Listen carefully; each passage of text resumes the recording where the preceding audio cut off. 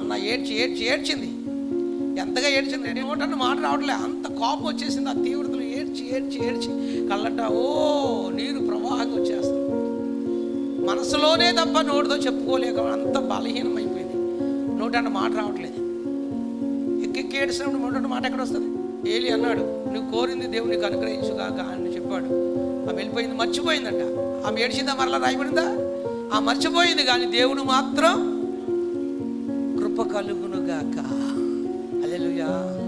శక్తి చేత కాదు, బలము చేత కాదు, పరిశుద్ధాత్మ దేవుడు కార్యం చేస్తా. ఏడవ దేవుని సన్నిధిలో కన్నీరు కార్చు, రోధించు. అప్పులైనా, ఆర్థిక ఇబ్బందులైనా, కుటుంబ బంధకాలైనా, రోగమైన సమస్య ఏదైనా దేవునికి అసాధ్యమైనది ఏది లేనే లేదు. హల్లెలూయా. విశ్వములో ఏది లేదు. నీవు పెద్ద లెక్క కాదు, నేను పెద్ద లెక్క కాదు. నువ్వు అడిగింది లెక్కలుగానే కాదు. దావీదు బహుకాలము తర్వాత ఈ సింహాసనం మీద నీకు నాకు ఒకటి ఉంచుతానన్నవే అని చెప్తూ దేవుని స్తుతించి ఇంతగా ఇచ్చించడానికి ఎంతటి వాడిని అంటాడు. ఇదంతా నీ దృష్టిలో కేవలం స్వల్పమైనది. ఆయన దృష్టిలో పెద్ద గొప్పదేమి.